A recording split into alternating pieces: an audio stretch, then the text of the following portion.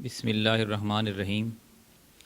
شمع رسالت صلی اللہ علیہ وآلہ وسلم میں ہم تذکرہ یہ کر رہے تھے کہ وہ مقدس روحیں جو مکہ کے باہر سے مکہ تشریف لائیں اور پھر نبی کریم صلی اللہ علیہ وسلم کی دعوت سے وہ اسلام کی تعلیمات پر انہوں نے عمل کرنا شروع کیا۔ ان میں ہم نے کچھ کا تذکرہ کیا تھا، آج بھی کچھ کا تذکرہ کریں گے۔ پہلے نمبر پہ ہے طفیل بن عمر دوسی۔ یہ نہایت شریف انسان تھے، شاعر تھے، اچھی سوجھ بوجھ کے مالک تھے اور قبیلہ دوس کے سردار بھی تھے۔ ان کے قبیلے کو جو یمن ہے اس کے کچھ علاقے میں یا کچھ کہا جاتا ہے کہ تقریباً سارے یمن پر دسترس تھی، امارت حاصل تھی۔ وہ نبوت کے 11ویں سال میں جب مکہ تشریف لائے تو جو مکہ کے سردار تھے انہوں نے باہر نکل کر ان کا استقبال کیا، اور استقبال کے ساتھ ہی انہوں نے یہ کہنا شروع کر دیا کہ یہاں پہ ایک شخص ہے، اس سے بچنا۔ اس نے بڑا فتنہ شروع کیا ہوا ہے، اور وہ بھائی کو بھائی سے، میاں کو بیوی سے اور باپ کو بیٹے سے جدا کر دیتا ہے، اس لیے آپ نے اس کی بات بالکل نہیں سننی۔ وہ حضرت طفیل کہتے ہیں کہ میں نے جب قریش نے مجھے اتنا زیادہ کہا اور بار بار کہا تو میں نے یہ تہیہ کر لیا کہ میں ان کی بات بالکل نہیں سنوں گا، اور جب صبح مسجد حرام میں گیا تو میں اپنے کانوں کے اندر میں نے روئی دے لی، کپاس رکھ دی تاکہ یہ سنائی مجھے بالکل نہ دے آواز، لیکن اللہ تعالیٰ نے مجھے سنانی تھی۔ تو جب آپ کی تلاوت قرآن پاک آپ کر رہے تھے اور مجھے وہ سنائی دی تو مجھے اچھی لگی، میں نے کانوں سے کاٹن نکال دی اور پھر میں نے کہا میں ایک سمجھدار انسان ہوں تو میں ان کی بات سنوں گا، اگر اچھی لگی تو قبول کر لوں گا، اچھی نہ لگی تو قبول نہیں کروں گا۔ وہ کہتے ہیں کہ رسول اللہ صلی اللہ علیہ وسلم جب نماز سے فارغ ہوئے تو اپنے گھر کو چلنا شروع کیا، انہوں نے گھر کی طرف، تو میں بھی آپ کے پیچھے ہو لیا۔ جب آپ گھر میں داخل ہوئے تو میں بھی پیچھے سے داخل ہو گیا، اور نبی کریم صلی اللہ علیہ وآلہ وسلم سے میں نے پوچھا تو آپ صلی اللہ علیہ وسلم نے اسلام کی دعوت میرے سامنے رکھی اور میں نے فوراً قبول کر لیا اور اسلام میں داخل ہو گیا۔ تو میں نے کہا کہ یہ دعوت میں اپنے قبیلے میں لے کے جاؤں گا، اور مجھے امید ہے کہ میرے قبیلے کے لوگ بھی جو ہے وہ مسلمان ہو جائیں گے۔ بہرحال سب سے پہلے آپ نے دعوت اپنے باپ اور اپنی بیوی کو دی تو وہ دونوں آپ کی اس بات سے متاثر ہوئے اور وہ مسلمان ہو گئے۔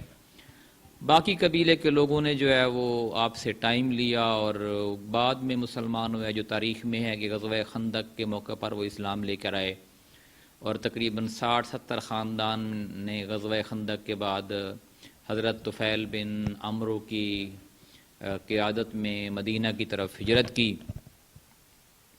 آپ اسلامی لشکر کا ہر اول دستہ رہے اور جنگ یمامہ میں آپ نے جو ہے وہ جام شہادت نوش فرمایا۔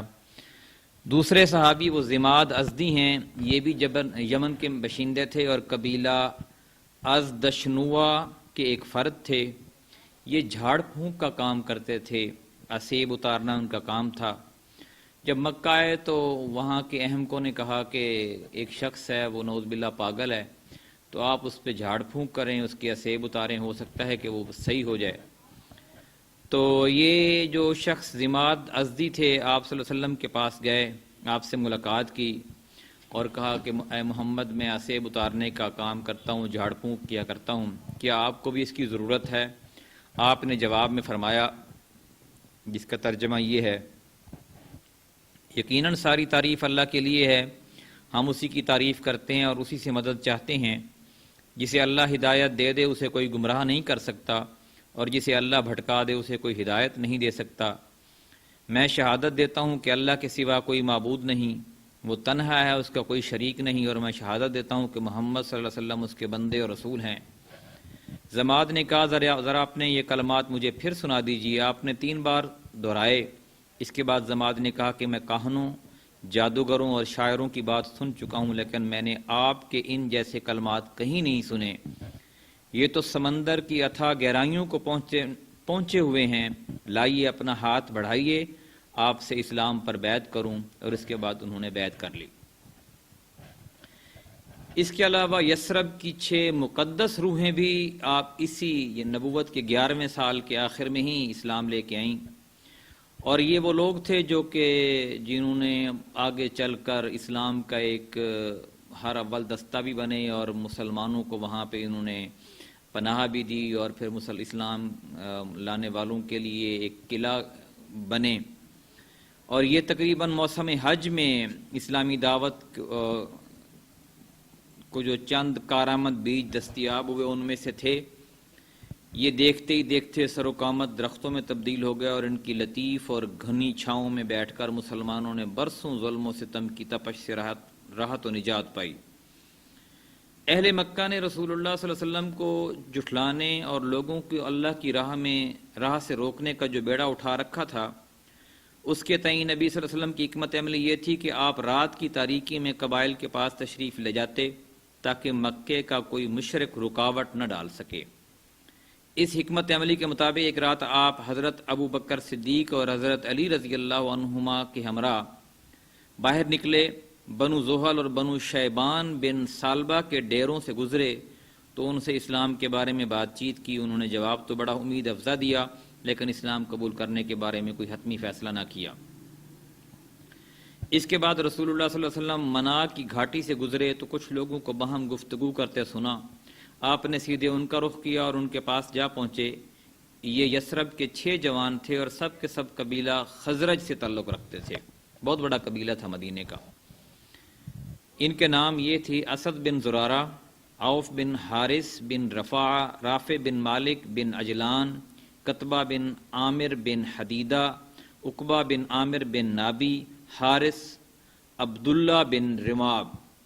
یہ اہل یثرب کی خوش قسمتی تھی کہ وہ اپنے حلیف یہود مدینہ سے سنا کرتے تھے کہ اس زمانے میں ایک نبی آنے والا ہے اور اب جلد ہی وہ نمودار ہوگا، ہم اس کی پیروی کر کے اس کی مسیت میں تمہیں عاد ارم کی طرح قتل کر ڈالیں گے۔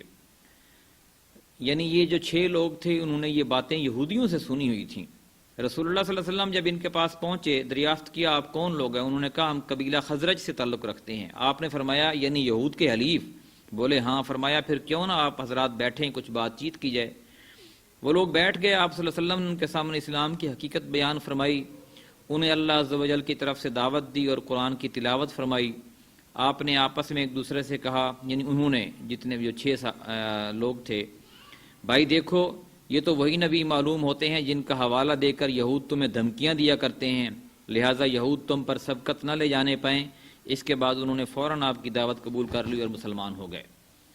یہ یثرب کے سب سے ذہین ترین نوجوان تھے، اور حال ہی میں جو جنگ گزری تھی اور جس کے دھوئیں اب تک فضا کو تاریک کیے ہوئے تھے، اس جنگ نے انہیں چور چور کر دیا تھا۔ اس لیے انہوں نے بجا طور پر یہ توقع قائم کی کہ آپ کی دعوت جنگ کے خاتمے کا ذریعہ ثابت ہوگی۔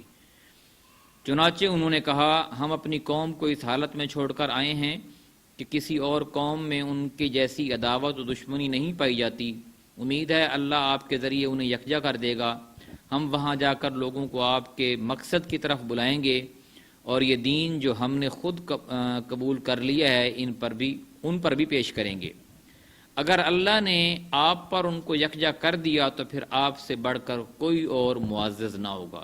اس کے بعد جب یہ لوگ مدینہ گئے اور اپنے ساتھ اسلام کا پیغام بھی لے گئے، چنانچہ وہاں گھر گھر رسول اللہ صلی اللہ علیہ وسلم کا چرچا ہونے لگا، اور لوگوں نے اسلام کی طرف جو ہے وہ اچھی سوچ کے ساتھ لپکنا شروع کیا۔ اور پھر اس کے بعد جب یہ لوگ اپنی وہاں پہ محنت شروع کرتے ہیں اور پھر بہت سارے اور لوگ بھی مسلمان ہو جاتے ہیں، تو اسی دوران میں معراج کا واقعہ بھی پیش آتا ہے۔ انشاءاللہ وہ ہم کل کے پروگرام میں ڈسکس کریں گے۔ اللہ تعالیٰ سے دعا ہے کہ ہمیں ان لوگوں کے نقش قدم پر چلنے کی توفیق عطا فرمائے جو کہ اسلام کے ہر اول دستہ تھے۔ جزاک اللہ۔